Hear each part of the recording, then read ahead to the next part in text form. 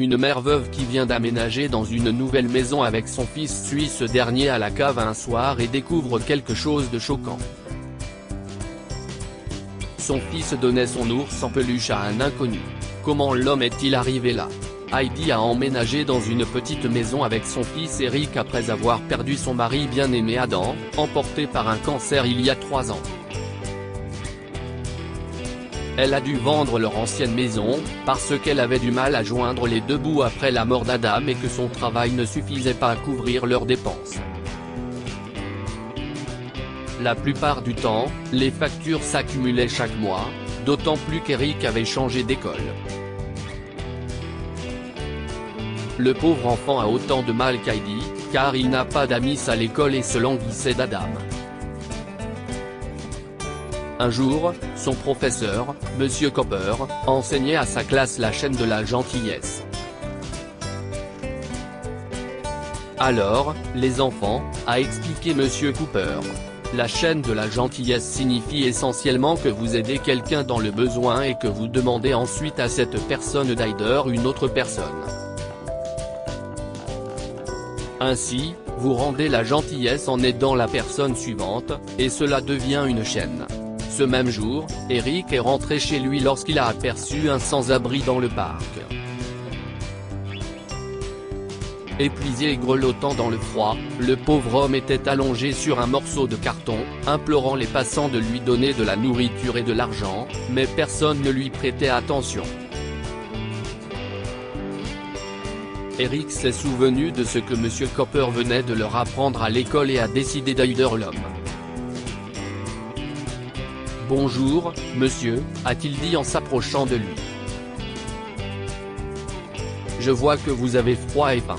Je vous en prie, venez avec moi. Je vais vous aider.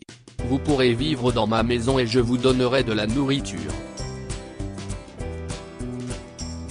Le sans-abri, Dexter, a regardé Eric et a souri. « Oh, si est-il très gentil de ta part, petit garçon.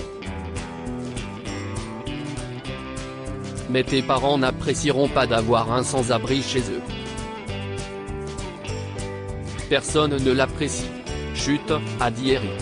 Si est-il un secret entre nous. Maman ne doit pas le savoir. Maman travaille tout le temps et elle ne remarquera pas que vous vivez dans notre maison. Vous pouvez vous cacher dans notre cave, a-t-il proposé. Dexter savait que c'était mal, très mal, mais il n'avait pas mangé depuis des jours et il était sur le point de s'effondrer. Il a donc accepté l'offre d'Eric. « Merci beaucoup, jeune homme. Tu es vraiment généreux, a-t-il dit. Vous n'avez pas besoin de me remercier, a dit Eric en tendant la main à Dexter. Payez-le en aidant quelqu'un d'autre la prochaine fois. Oh, absolument. Tu es tellement sage. Dexter a soupiré et a saisi la main d'Eric, tandis qu'ils se sont dirigés tous deux vers la maison de ce dernier. Une fois sur place, Eric a montré à Dexter le chemin du sous-sol et lui a apporté quelques snacks de la cuisine. Maman va bientôt rentrer. Elle rentre à l'heure du déjeuner et nous mangeons ensemble, alors s'il vous plaît, ne faites pas de bruit. Après son départ, notre voisine, Madame Murphy, viendra s'occuper de moi, mais ne vous inquiétez pas, je reviendrai vous voir bientôt. Dexter a acquiescé et s'est rendu dans la cave. Il s'est allongé sur un vieux matelas et s'est assoupi. Il n'avait pas dormi aussi paisiblement depuis longtemps. Tard dans la nuit, Heidi s'est réveillée parce qu'elle avait soif. Elle est allée chercher de l'eau dans la cuisine et a entendu des bruits sourds provenant de quelque part dans la maison. Cela vient-il de notre cave? S'est-elle dit. Elle a remarqué que la porte de la cave était ouverte et a vu son fils Eric descendre les escaliers. Elle l'a suivi jusqu'au bas de la cave. Elle a ensuite vu Eric donner son ours en peluche à un étranger sale et a paniqué. Mon Dieu! Qui diable êtes-vous? A-t-elle hurlé et elle s'est élancée vers Eric et l'a éloigné de l'inconnu. Restez là et ne bougez pas. Je vais appeler la police tout de suite. CIST alors qu'Eric a pris la parole. Maman. Non, attends. CIST Dexter. Il avait besoin de nourriture et d'un endroit pour dormir, alors je l'ai amené ici. Quoi? Heidi a regardé Eric, abasourdi. Tu as amené quelqu'un de la rue dans notre maison? Tu as perdu la tête, Eric? Et s'il essayait de nous faire du mal? Il ne le ferait pas, maman. Dexter est un homme bien, a assuré Eric. Tu vois, CIST pour ça que je ne t'ai pas dit qu'il restait ici. Je savais que tu serais fâché contre moi.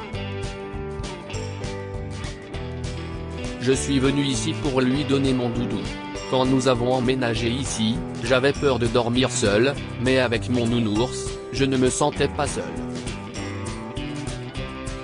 Je ne voulais pas que Dexter ait peur. Heidi a soupiré de frustration. Chérie, tu ne comprends pas. On ne peut pas ramener des étrangers à la maison comme ça. Mais Dexter n'est pas un étranger, maman. Laisse-le rester ici.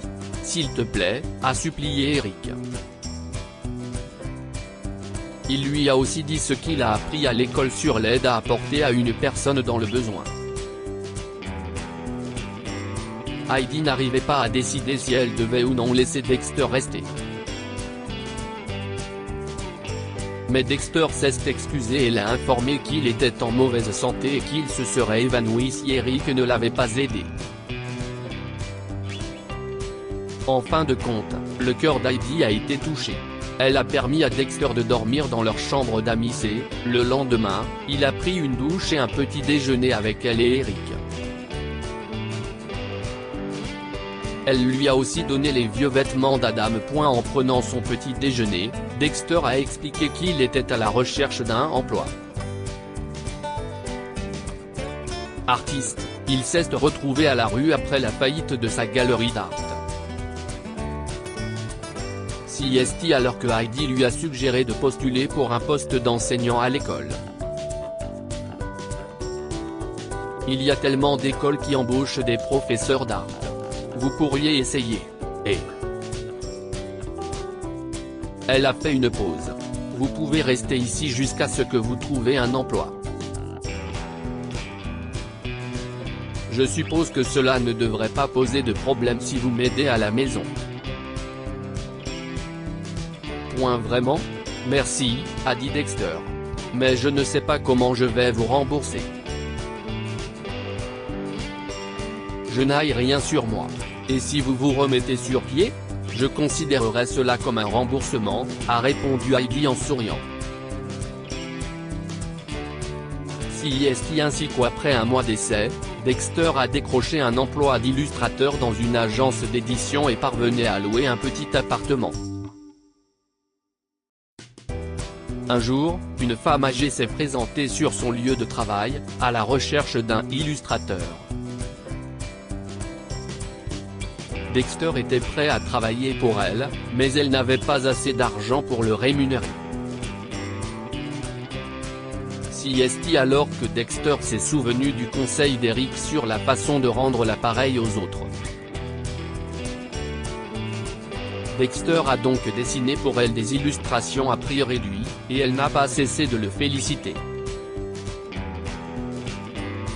Il lui a dit, « Rendez service en aidant quelqu'un, madame. »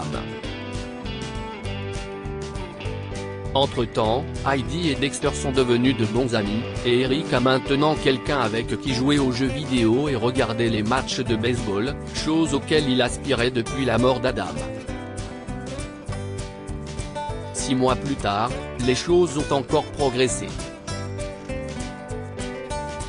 Dexter a demandé Heidi en mariage et elle a dit oui.